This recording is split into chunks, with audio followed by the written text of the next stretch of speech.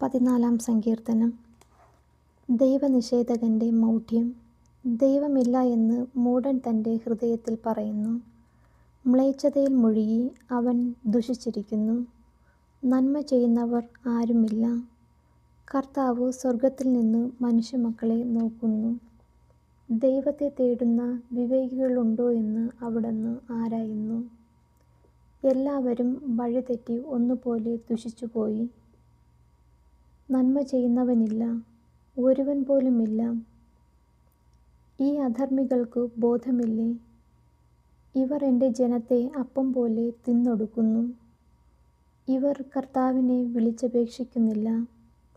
അവിടെ അവരെ പരിഭ്രാന്തി പിടികൂടും. എന്തെന്നാൽ ദൈവം നീതിമാന്മാരോടു കൂടെയാണ്. നിങ്ങൾ ദരിദ്രൻ്റെ പ്രതീക്ഷകളെ തകർക്കാൻ നോക്കും. എന്നാൽ കർത്താവ് അവന് അഭയമായുണ്ട്.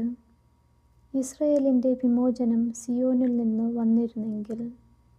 കർത്താവ് തൻ്റെ ജനതകളുടെ സുസ്ഥിതി പുനഃസ്ഥാപിക്കുമ്പോൾ യാക്കോബ് ആനന്ദിക്കും, ഇസ്രായേൽ